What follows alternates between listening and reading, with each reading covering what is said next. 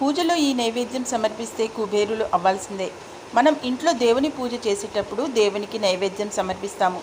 దేవునికి సమర్పించే నైవేద్యం విషయంలో ఖచ్చితంగా కొన్ని నియమాలు పాటించాలి. అయితే ఇంట్లో దీపారాధన చేసేటప్పుడు దేవునికి కొన్ని ప్రత్యేకమైన నైవేద్యాలను సమర్పిస్తే మీరు చేసే పూజలకు రెట్టింపు పుణ్య ఫలితం అనేది దక్కుతుంది. అలాగే దేవుని ఆశీర్వాదం సంపూర్ణంగా కలుగుతుంది. మీ జీవితంలో ఉన్న కష్టాలన్నీ తొలగిపోయి అఖండ కుబేర యోగం సిద్ధిస్తుంది. దేవునికి సమర్పించే ఒక్కో నైవేద్యానికి ఒక్కో పుణ్య ఫలితం అనేది లభిస్తుందట. కాబట్టి ఇంట్లో పూజ చేసేటప్పుడు దేవునికి ఏ నైవేద్యం సమర్పించాలి, ఏ నైవేద్యం సమర్పిస్తే ఎలాంటి ప్రయోజనాలు కలుగుతాయి అనే విషయాల గురించి మనమైతే ఈ వీడియోలో క్లియర్గా తెలుసుకుందాం. కాబట్టి ఈ వీడియోని ఎక్కడ స్కిప్ చేయకుండా ఎండ్ వరకు చూడండి. అలాగే వీడియోని తప్పకుండా ఒక లైక్ ఇచ్చి మన ఛానల్ని సబ్స్క్రైబ్ చేసుకోండి. ఇంకా సబ్స్క్రైబ్ చేసుకోకుండా చూసేవాళ్ళు తప్పకుండా ఛానల్ని సబ్స్క్రైబ్ చేసుకోండి. అలాగే వీడియోని లైక్ కొట్టడం మాత్రం మర్చిపోకండి. దేవునికి సమర్పించే నైవేద్యాన్ని రాగి ప్లేట్లోనే సమర్పించాలి లేదా ఒక తమలపాకు పైన నివేదించాలి. దేవుని నైవేద్యాన్ని ఎప్పుడూ కూడా ప్లాస్టిక్ గిన్నెలు లేదా స్టీల్ గిన్నెల్లో పెట్టకూడదు. వేడిగా ఉన్న నైవేద్యాన్ని కూడా దేవునికి నివేదించకూడదు. అది మహాపాపంగా పరిగణించబడుతుంది. గోరువెచ్చటి పదార్థాలను మాత్రమే దేవుడికి నైవేద్యంగా సమర్పించాలి. అయితే ఒక్కొక్కసారి దేవునికి పెట్టిన నైవేద్యానికి తరచూ చీమలు పడుతూ ఉంటాయి. దేవునికి నైవేద్యానికి చీమలు పడితే మీకు అదృష్టం పట్టబోతుందని శుభ సంకేతం. ఆర్థిక కష్టాల నుండి బయటపడతారని అర్థం. ఇలాగే మీ ఇంట్లోకి లక్ష్మీదేవి అడుగు పెడుతుందని కూడా శుభ సంకేతం. అయితే దేవునికి నైవేద్యం సమర్పించినప్పుడు ఒక గ్లాసు నీళ్లను కూడా పూజ గదిలో పెట్టుకోవాలి. ఒక విధంగా చెప్పాలంటే పూజ గదిలో తప్పకుండా తీర్థం ఉండాలి. తీర్థం లేని పూజ సంపూర్ణమని వేద పండితులు చెప్తున్నారు. కాబట్టి ఇంట్లో దీపారాధన చేసేటప్పుడు దేవునికి నైవేద్యం సమర్పించి ఒక గ్లాసు నీళ్లను కూడా పూజ గదిలో పెట్టుకోండి. అయితే ఇంట్లో పూజ చేసేటప్పుడు దేవునికి పూజలో ఒక చిన్న బెల్లం ముక్కను సమర్పిస్తే ముక్కోటి దేవతలందరూ సంతోషించి మీ ఇంటిపై కనక వర్షాన్ని అయితే కురిపిస్తారు. అలాగే దేవుని పూజలో పంచదారను నైవేద్యంగా సమర్పిస్తే మీ పిల్లలకు ఎటువంటి నరదృష్టి తగలకుండా కుటుంబమంతా ఆరోగ్యంగా ఉంటారు. అలాగే పటికి బెల్లంని నైవేద్యంగా సమర్పిస్తే మీ కుటుంబానికి సిరి సంపదలు చేకూరుతాయి. దేవునికి పూజలో నైవేద్యాన్ని నివేదించేటప్పుడు నైవేద్యం చుట్టూ నీళ్లను చిలకరించాలి. నైవేద్యం చుట్టూ కుడి చేతితో నీళ్లు చిలకరించి అమృతమస్తు స్వాహ అని 2 చేతులతో దేవునికి నైవేద్యం సమర్పించాలి.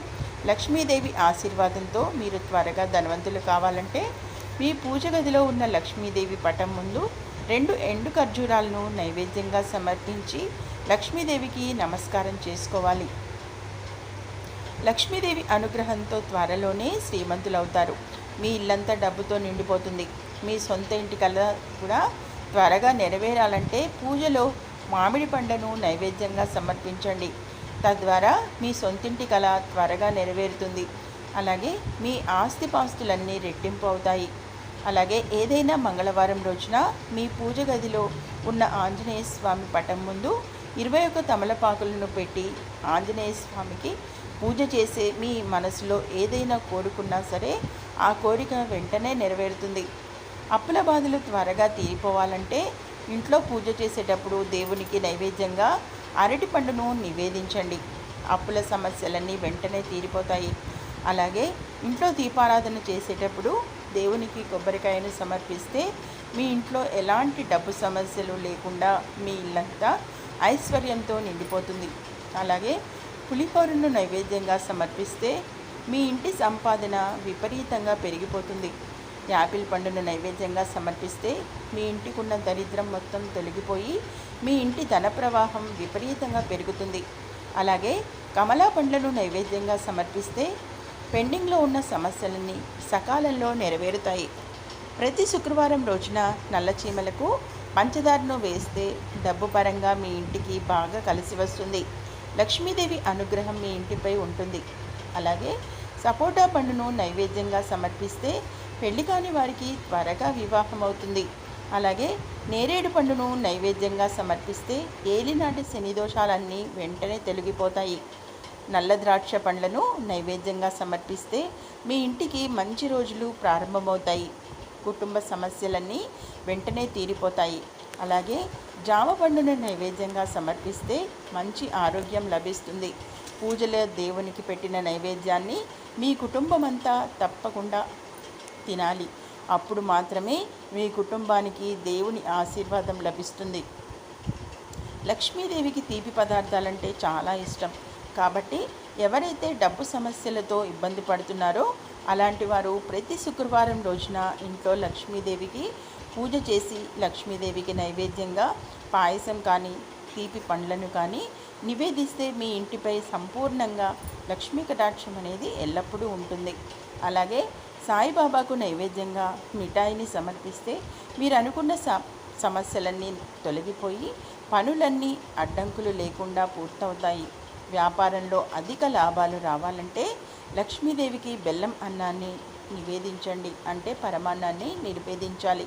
మీ వ్యాపారంలో అధిక లాభాలు వస్తాయి. అలాగే ఏదైనా ఒక సోమవారం రోజున శివునికి నైవేద్యంగా కొబ్బరికాయను సమర్పించి మారేడు దళాలతో అర్చన చేస్తే మీ జీవితంలో ఉన్న కష్టాలన్నీ వెంటనే తొలగిపోతాయి. మీ మనసులో ఏదైనా కోరిక ఉంటే అది త్వరగా నెరవేరాలంటే శ్రీకృష్ణుడికి అటుకులను నైవేద్యంగా సమర్పించండి.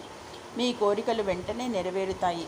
ఇంట్లో పూజ చేసి దేవునికి నైవేద్యం సమర్పించిన తర్వాత 5 నిమిషాల వరకు పూజ గదిని మూసివేయాలి. ఇలా చేస్తే దేవుడి చల్లని చూపు ఆ నైవేద్యం పైన పడుతుంది. ఈ విధంగా భక్తి శ్రద్ధలతో దేవునికి నైవేద్యాలు సమర్పిస్తే సకల శుభాలు కలుగుతాయి. మనస్ఫూర్తిగా చేసే ఏ నైవేద్యమైనా దేవుడు సంతోషంగా స్వీకరించి మన కోరికలను నెరవేరుస్తారని పండితులు చెబుతున్నారు.